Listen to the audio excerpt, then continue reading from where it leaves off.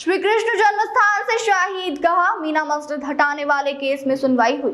सुनवाई के दौरान पिछली प्रार्थना पर आज बहस हुई। पिछली डेट पर सूट नंबर 17 की तरफ से एक प्रार्थना पत्र लगाया गया था। उन्होंने मांग की थी कि सभी 18 मुकदमों का अग्रणी उनको बनाया जाए, जिस पर सूट नंबर 13 की तरफ से ऑब्जेक्शन हुआ। सूट नंबर 13 के अधिवक्ता ने कहा कि सूट नंबर 13 हमारी तरफ से सबसे पहले 2020 में दाखिल हुई थी, इसलिए हमको अग्रणी बनाया जाए। आज हिंदू पक्ष आपस में ही उलझ पड़े और एक दूसरे पर कटाक्ष करने लगे। माननीय न्यायालय ने सभी पक्षों को सुनने के बाद अगली सुनवाई के लिए 22 अगस्त की डेट लगा दी।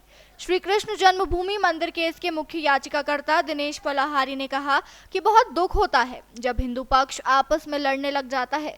हिंदू पक्ष के तमाम अधिवक्ता आपस में ही लड़ झगड़ कर अपने आप को मालिकाना हक दिलाना चाहते हैं। सभी चाहते हैं कि वह स्वयं ही मुखिया रहे। ज्यादातर पक्षकार यही चाहते हैं, वो ही इन सभी केस के ऊपर मुखिया बन जाए और सरकार पर अपना प्रभाव दिखाए। आपको बता दें, यह वही दिनेश पलाहारी है जिन्होंने 3 वर्ष पहले संकल्प किया था कि जब तक मस्जिद नहीं हट जाएगी तब तक वो भोजन ग्रहण नहीं करेंगे।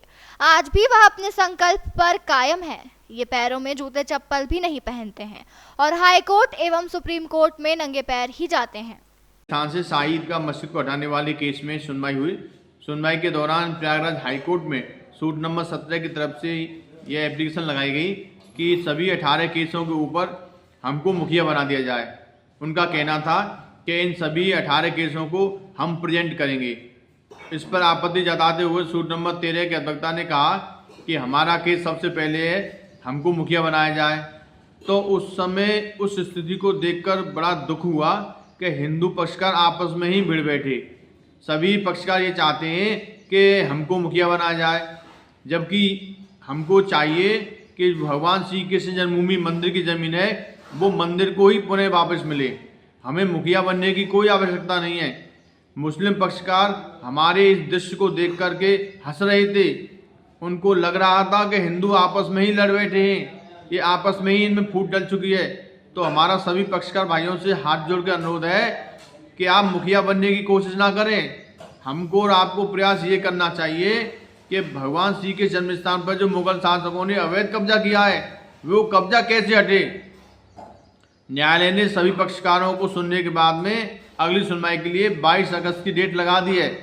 अब 22 अगस्त को निर्णय होगा कि इन पक्षकारों में मुखिया पक्षकार कौन होगा, कौन सूट नंबर इन सभी केसों को रिप्रेजेंटेट करेगा। तो ये बहुत ही दुखद घटना है। हम सभी को एक रहना चाहिए और ये कोशिश ना करें कि कौन मुखिया बनेगा।